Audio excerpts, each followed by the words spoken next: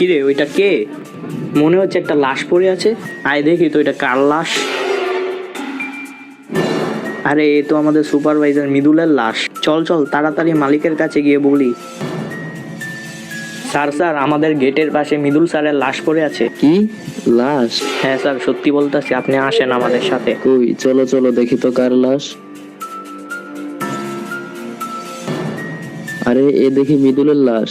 আল্লাহ, কিভাবে হলো এটা? তোমরা দাঁড়াও, আমি ওর পরিবারকে খবর দিতেছি। আচ্ছা স্যার ঠিক আছে, খবর দেন তাদের।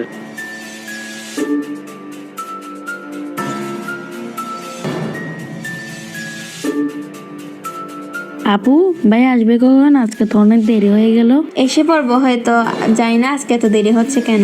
আপু ফোন আসছে, ধরো। দাঁড়াও, আমি দেখতেছি কে ফোন দিছে। আসসালামু আলাইকুম, কে আপনি? ওয়ালাইকুম আসসালাম, আমি তোমার স্বামীর অফিসের মালিক। ও আচ্ছা স্যার বলেন। জানি না কিভাবে হলো, আজকে দেখে আমার অফিসের সামনে মৃদুলের লাশ পড়ে আছে। কি? এটা কি বলতেছেন? কিভাবে হলো এটা? হ্যাঁ, তোমরা তাড়াতাড়ি আমার অফিসে চলে আসো। আচ্ছা আমরা এখনই আসতেছি। কি হয়েছে আপু? তোর ভাইয়া নাকি মারা গেছে? কেমনে হলো এইটা? জানি না কিভাবে, আমাদের এখনই যেতে হবে। চলো আপু তাড়াতাড়ি চলো। ওই ওঠো না, ওই তুমি আমাদের ছেড়ে কেন চলে গেলে? এখন আমাদের কে দেখবে? তুমি ছাড়া আমাদের তার কেউ নাই। আঙ্কেল কিভাবে হলো এইটা? জানি না বাবা কিভাবে হলো, তোমরা ওকে নিয়ে দাফনের ব্যবস্থা করো। আর কোনো সমস্যা বা দরকার হলে আমাকে জানাইও। আচ্ছা স্যার, আল্লাহ হাফেজ। ভাইয়া তোমাকে ছাড়া আমরা কিভাবে থাকবো ভাইয়া? ভাইয়া আসো, অনেক সন্ধ্যা হয়ে যাচ্ছে। আচ্ছা চলো আপু।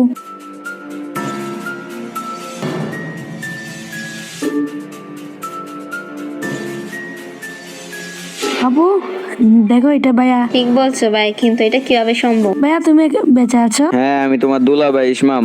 নিহা, আমি মারা যাই নাই, আমাকে হত্যা করা হয়েছিল।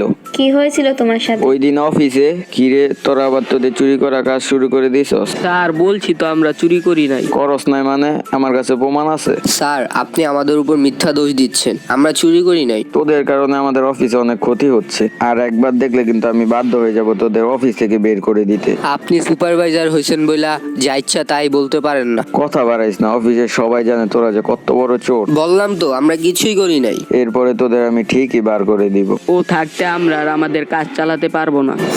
তাই তো মনে হচ্ছে।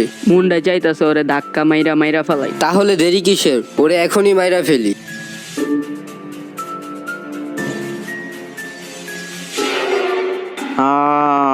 এই তাড়াতাড়ি নিচে চল। ওর লাশটাকে আয় গেটের সামনে রেখেই পালাই, তাহলে ভাববে হয়তো অ্যাক্সিডেন্ট হয়েছে। চল তাড়াতাড়ি করি। চল চল তাড়াতাড়ি পালা। ওই দিন ওরা দুইজন মিলে আমাকে ধাক্কা দিয়ে মেরে ফেলছে। নিহা, তুমি আমার মৃত্যুর সঠিক বিচার করবে না? আচ্ছা আমি কালকে পুলিশের কাছে গিয়ে বলবো। আচ্ছা, ভালো থাকো তোমরা। আপু চলো আমরা কালকেই পুলিশের কাছে যাব।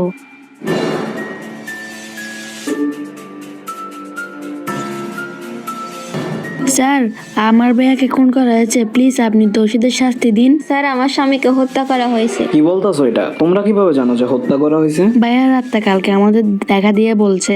দেখো, আইন সব আজগুবি কথায় বিশ্বাস করে না, প্রমাণ ছাড়া কখনোই কিছু সম্ভব না। স্যার আমরা মিথ্যা বলতেছি না, আপনি প্লিজ একবার যাচাই করে দেখুন। স্যার প্লিজ আমাদের কথা বিশ্বাস করেন। আমি তো বলতাছি না যে তোমরা মিথ্যা কথা বলতাছো, কিন্তু প্রমাণ ছাড়া আমি কিভাবে কাজ করতে পারি বলো? প্লিজ আপনি আমাদের সাহায্য করেন প্লিজ। আমি আমার স্বামীর হত্যার বিচার চাই। আচ্ছা ঠিক আছে, তোমরা যেহেতু বারবার বলতাছো, আমি এই কেসটা নিলাম।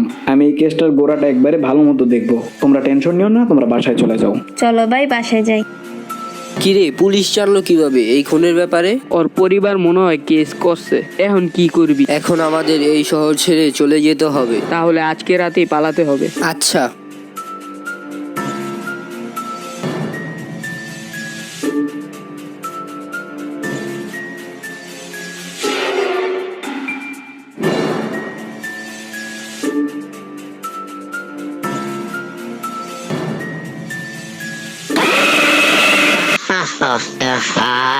তুমি তুমি কে? এত তাড়াতাড়ি কিভাবে ভুলে গেলি? এই স্যারকে কিভাবে মারছিলি আমায় মনে আছে তোদের? স্যার আমাদের ভুল হয়ে গেছে, আমাদের মাফ করে দেন। যা হওয়ার তা তো হয়ে গেছে, এখন যেটা হওয়ার সেটাও হবে। তোরা কেউ বাঁচতে পারবে না, প্রত্যেককেই মরতে হবে। না না, মাইরেন না।